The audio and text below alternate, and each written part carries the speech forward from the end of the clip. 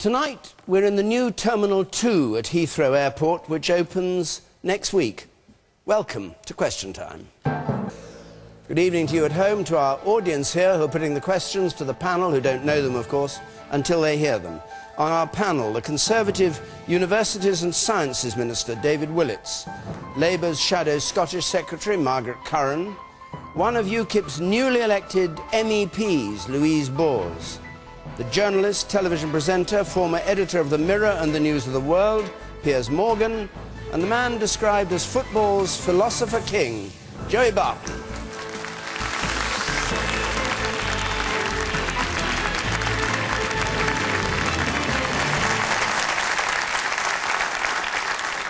The question. Melissa Hughes. Should Heathrow Airport have a third runway? Should Heathrow Airport... Now, we can't fail to do this. Here we are sitting in Heathrow, and the great debate about whether there should be a third runway, an extended runway, gap-brick runway. Governments don't seem to be able to make up their minds. There's a report that's not going to be decided on until safely after the next general election.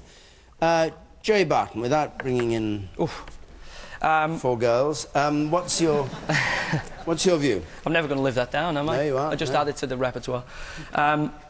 Well, I'm a little bit biased in this, in terms of I live on the flight path over a queue, so I am dead against Heathrow having a third runway. And I mean, am I right in thinking the last three parties at the general election had in the manifesto that they were going to be against the third runway?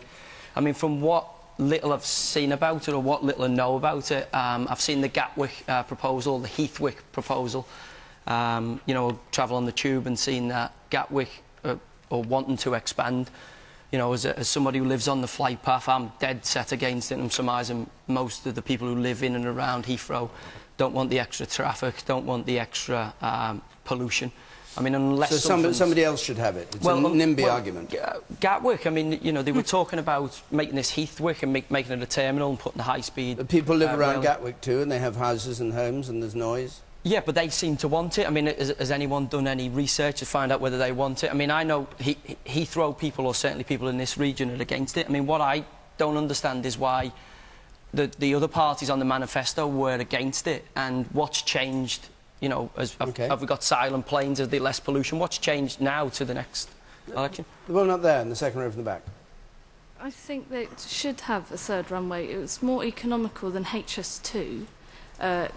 Provide more jobs, bring in international jobs. It would be a lot better for the UK as a whole. You all live at one way or another live fairly close to Heathrow, so are you in favour of it? Yeah, I'm in favour of Heathrow, and I'm also in favour of Gatwick. I think since Gatwick has sort of been the nationalisation was taken off, I think Gatwick should be given a chance to compete for being a global hub. And I know that they've got restrictions till 2018, but their local council is actually in favour of it. I've done some research at UCL as part of my project management course, and a lot of the debate was that definitely Heathrow does need another runway because of the capacity is at maximum. But also, I think Gatwick, they've got a new CEO who's also been renovated City of London at Edinburgh, and I think he should be given a chance to sort of give Gatwick another runway. What's UKIP's policy on it, Louise Bours? Well, I have to admit to having a bit of a north-south divide on this one, I'm afraid, because I represent the north-west, and it's a bit like when we had the lead story on the news about the tube strikes. It's really kind of, well, we really don't care if you've got a tube strike in London. It doesn't really affect us in Manchester. And it's kind of a bit like this with the Heathrow runway. But the capacity point, sir, I was reading a little bit about that. And as far as I can see, capacity, you talk about capacity, that's going to create more demand. Now, they had a really good example of that was in Frankfurt in 1984. They had the same kind of problems, and they built the third runway. Now, 2 years ago, they've now built a fourth runway. So if you increase capacity, you will increase demand, and it becomes a self-fulfilling prophecy. And, you know, we talked, the lady mentioned HS2. You know, this is meant to be disperse economic activity across the country. Well, Heathrow, you get another runway, it's going to, again, suck everything into London. And you know what? There's lots of things going on outside of the M25. I know it's really incredible, but we have flushing toilets, and we have running water in the northwest, and Manchester's a great city. city, and Liverpool's a great city, and I would like to see, come on, let's see some of that economic activity diverted to other areas. But picking up on what Joey said, you know, I believe passionately, UKIP believe passionately that the people should have a say, and it's you that's going to be affected, the people who live in this area. And so it's absolutely vital that you are consulted, and you have to have that through a local referenda. And if the people who are here, who are affected in London, don't want it, it shouldn't happen. Piers Morgan.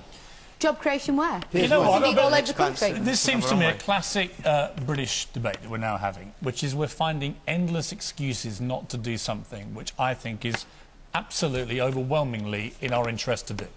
Heathrow is the #1 Asian brand that we have in this country. America, where I live most of the time, they love Heathrow. They don't talk about Gatwick. It doesn't have the same prestige, and nothing against Gatwick, but Heathrow is our blue-ribboned airport, if you like. We need the capacity. We want to encourage the people who are going to be flooding in from China, from America, from other countries, the Far East predominantly. They're going to come in, and they're going to come from their own airports, which are sensational.